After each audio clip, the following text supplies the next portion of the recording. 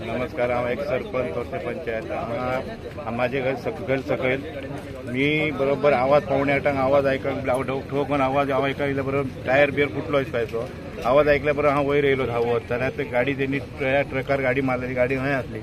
गाडी आमी लोक भुरग्यांची आरड हुयेल पडली। 5 भुरगीं भितर आसली, 3 बायलांका काढली, भुरग्यांक काढली। 2 भुरगीं मातशी सिरियस आहात। बायल दोनूय पांय मोडल्यात बायलेचे।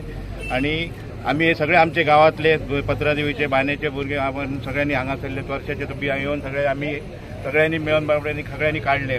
आमकां इतकी दुर्दैवाची गोष्ट सांगपाची म्हणजे आमकां पुलीस मातशे लेट पावले। आमकां खंत व्यक्त करता आम्ही हे सांगलेले आहात तांकां की पुलीस स्टेशन आमकां आउटपोस्टाक सर्व्हिस दिया, पुलीस स्टेशन पेडण्यां दिया म्हणून सांगला। मोपा पुलीस स्टेशन आहा ते आमकां पावना सर्व्हिस बेगीन। आमकां दुर्दैवाची गोष्ट हे आयचे पुलीस ना पावंक, फायर ब्रिगेड पावना। आमकां इतली मेहनत करून ते काडचे पडले, आमकां तांकां कसलीच हेल्प मेळोंक ना।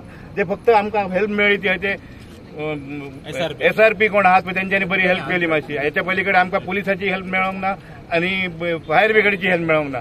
हे आमकां मातशी सर्व्हिस मातशी पुलिसांनी मातशी सारकी दिवपाची खंत व्यक्त करता। मोपा पुलीस स्टेशन आहा ते आमकां काढून एक तर पेडण्यां दिवचे ना तर आउटपोस्ट चालू करपाचे। नमस्कार। आज पत्रादेवी येथे हा जो भीषण अपघात झालेला आहे, असे अनेक अपघातांची मालिका गोव्यामध्ये सुरू आहे। तिथे आजच्या दिवशी जानेवारीपासून आतापर्यंत 101 जणांचे बळी या ठिकाणी गेलेले आहेत। रस्त्यावर वाहन चालवताना सरकार वेळोवेळी सूचना करीत असतं लोकांना दारू पिऊन किंवा आपल्या वाहनावर कंट्रोल करून तुम्ही वाहनं चालवायला पाहिजे, असं दरवेळी पोलीस खात्याकडून शासनाकडून सांगितलं जातं। परंतु त्याकडे पूर्णपणे दुर्लक्ष करून अशा पद्धतीने वाहनं चालवून आपले तरुण युवक असे आपले जीव गमावित आहेत। सरकार RTOचे नियम आहेत ते आमच्या जगण्यासाठी आहेत, ते आम्हाला जगण्यासाठी तुम्हाला तालाव जे देतात ते केवळ पैसे सरकारकडे कमी आहेत म्हणून नव्हे तर तुम्ही शिस्त लागावी म्हणून हे तालाव वगैरे देतात। याचा गैरअर्थ आज युवक काढीत असतात आणि पोलीस आहेत म्हणून पळतात, कुठून तरी पोलीस स्टेशन बघतात आणि पळून जातात। आणि अशा वेळी अशा पद्धतीच्या अपघातांना बरेच युवक बळी पडलेले आहेत। गोव्यामध्ये सातत्याने गेल्या महिन्याभर एकही दिवस, हा महिना एप्रिल महिना सुरू झाल्यापासून तर आजपर्यंत एकही दिवस असा गेला नाही ज्या दिवशी अपघात झाला नाही, असं झालं नाही। आम्ही पत्रकार म्हणून कुठेतरी जातो तेव्हा आम्हाला या बातम्या लिहिणं सुद्धा फार दुःखदायक वाटतं की तरुण ज्यांचं उमलतं आयुष्य पुढे घडायचं आहे अशी कोवळी मुलं या ठिकाणी अपघातामध्ये बळी पडतात।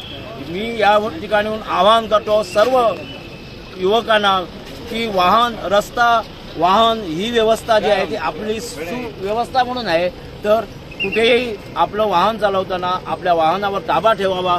नशेमध्ये वाहनं चालवू नका किंवा कुणालाही ओव्हरटेक कुणालाही कुठे घाईमध्ये अशा पद्धतीचं वाहनं चालवून दुसऱ्यांचाही जीव घेऊ नका किंवा स्वतःचा जीव तरी घेण्याचा प्रयत्न करू नका। पत्रादेवी या ठिकाणी आज पोलीसच सुरक्षित नाही आहे। हा एक जर मोठं बघायला गेलं तर या ठिकाणी एक चेक नाका आहे, सगळ्या पद्धतीची चेक नाके या ठिकाणी आहेत।